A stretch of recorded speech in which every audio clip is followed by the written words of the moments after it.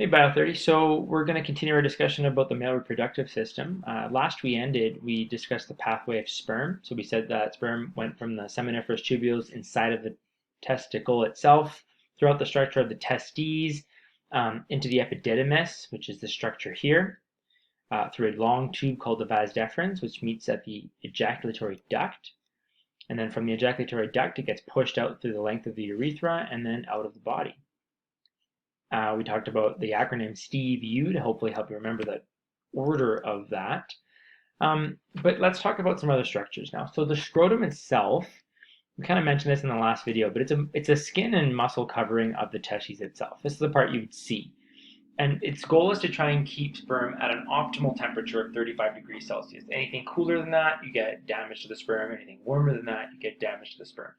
And so to maintain sperm integrity, structure, motility, health, it's trying to maintain that 35 degrees Celsius. So what happens is the scrotum itself, like I said in the last video, can sort of change positioning to depend and keep the temperature consistent so that sperm can maintain proper protein structure. The epididymis itself is for storage and maturation of the sperm. So once the sperm are created inside of the seminiferous tubules and the Sertoli cells have sort of added some helpful nutrients and chemicals to help it survive, the actual storage of the sperm and the maturation of the sperm happens in the epididymis. The immune system destroys the bad sperm in the epididymis and then allows the good sperm to stay alive. They develop a flagellum, so that tail, and then they start to swim. And when they need to be released, they get released through that vas deferens. The vas deferens carries sperm, like I said, from the epididymis to the ejaculatory duct. The duct itself is a muscular junction, and it's going to regulate the movement of sperm and semen as a whole throughout the urethra. Now, the reason why I am trying to make a distinguishing vocabulary between sperm and semen is that seminal fluid actually contains much more than just sperm, and I'll talk about that in a second. I'm just going to move my webcam here a little bit and show you this bottom note. A sphincter regulates the removal of urine from the bladder. So the reason why the ejaculatory duct is so important is because notice where it's located, right? It's at this junction between the bladder and the urethra from the bladder. And then at the same time, the vas deferens goes around the bladder and then meets up at that same junction.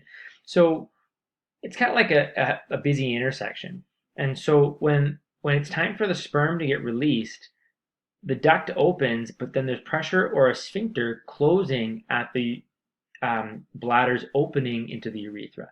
Since the urethra carries both sperm and urine, we can't have both going through at the same time because the acidity of the urine might damage the health of the sperm and vice versa. You might have an infection. So what wants to happen here is by having this duct located at this junction, it's kind of like a red light or a sphincter closes here at the base of the bladder, stopping the urine from entering the urethra so that the green light can allow the opening of the ejaculatory duct from the vas deferens and allow the sperm to exit. Now, as you can see here, there's other structures that are going to add to the seminal fluid, and that's what we'll talk about next here. Before we get there, though, the urethra itself, remember, carries semen from the reproductive system, but it also carries urine from the excretory system. And so here's another photo to kind of show you those structures. There's your vas deferens, there's your urethra, there's your ejaculatory duct. And so what goes into seminal fluid? Well, right off the bat, SPC. Okay, if you've ever been to the mall and you've thought about buying that $10 SPC card that gave you a couple discounts and some clothes in the mall, think of that when you think about glands that release fluids other than sperm into the seminal fluid. So here we go. We're going to call these accessory glands because they're not creating or adding sperm, that's from the testes, but they're adding other things very, very, very necessary for sperm maturation and success in reproductive health. And so the first is something called the seminal vesicle. The second is something called the prostate gland, which you probably are familiar with in terms of the term. And then the third is something called the Cowper's gland, this little green guy here. Okay, so let's talk about each of these separately. The seminal vesicles basically make up like 60% of the total seminal fluid that one would observe after an ejaculation. It contains sugars for energy, and these things called prostaglandins, which cause rhythmic contractions of the smooth muscle in the female, which help move the sperm throughout the uterus. The prostate gland contains a basic or alkaline buffer and a mucus that protects the sperm, again, against the acidic environment of the male urethra, in case there's some urine still left over there, and the acidic environment of the female vagina. So remember, the purpose of the accessory glands is to provide the sperm with enough of a fighting chance to fulfill their reproductive destiny, if you will. And so the mucus is not only going to protect the sperm, but we're also creating a liquid environment for the sperm and their flagella to move in. Okay, so I want to pause there and just briefly talk about prostate cancer, right? We've got prostate gland, and prostate cancer is due to an inflammation or a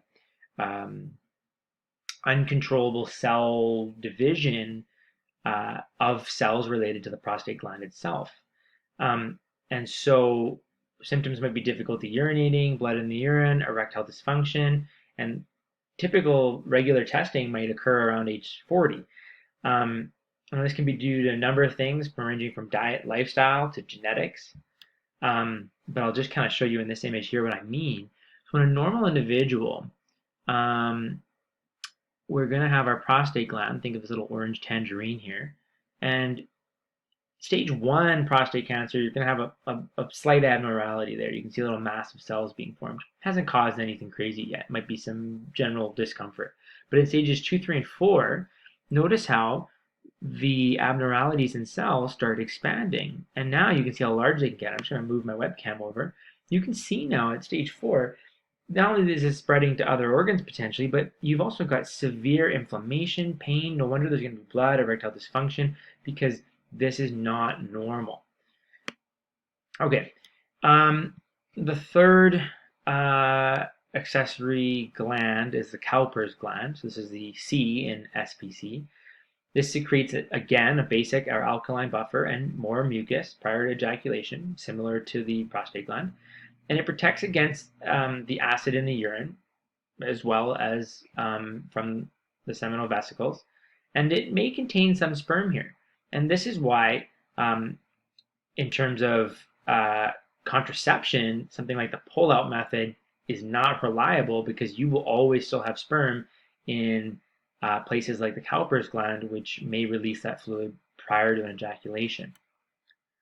Okay, so like I said before, sperm and the seminal fluids from these accessory glands are going to create the seminal fluid we call semen. Okay, so semen as a whole then is going to be in relation to the sperm, the excretions of the seminal vesicle, prostate glands, and Cowper's glands.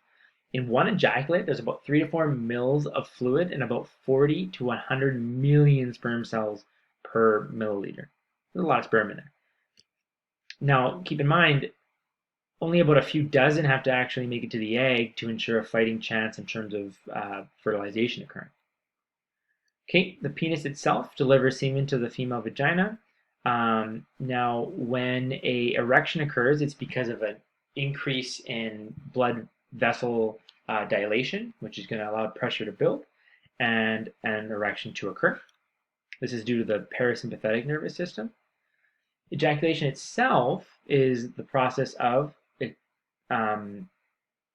extruding the seminal fluid from the male reproductive system. Now, ejaculation is caused by the sympathetic nervous system. So we've got this combination of the parasympathetic nervous system allowing for the erection to happen, and then the sympathetic nervous system allowing for ejaculation to happen. And so there is a time in between each erection, and that's going to be called the refractory period. Okay, so physiology of an infection. So there's, you can pause it here if you want to just read this. It's pretty much what we just discussed, though, with a little bit more anatomy involved. Okay, here's another structure for you to give you a similar understanding of how that works. Something that every Bio 30 student needs to laugh about when they're learning about the male reproductive system is the similarities between the penis, and a camera. So to help you remember the parasympathetic and sympathetic nervous system's role in this process, remember, just like a camera, you have to point and shoot. So P for point is the parasympathetic control, and this is for the control of erections. And then the shoot part of this is the sympathetic nervous system controlling ejaculations. So just like a camera, you have to point and shoot. Parasympathetic controls erections, and sympathetic controls ejaculations. Okay, the last thing I want to talk about in this video is impotency, and this is the inability to maintain or produce an erection. Possible causes can range from everything from stress to drugs and alcohol, smoking, nerve damage or nervous system damage, and also hormonal imbalances with things like testosterone. Okay, in the next video, we'll talk a brief bit about puberty and some other hormonal control, and then we'll wrap it up and start talking about the female reproductive system. Thanks, guys.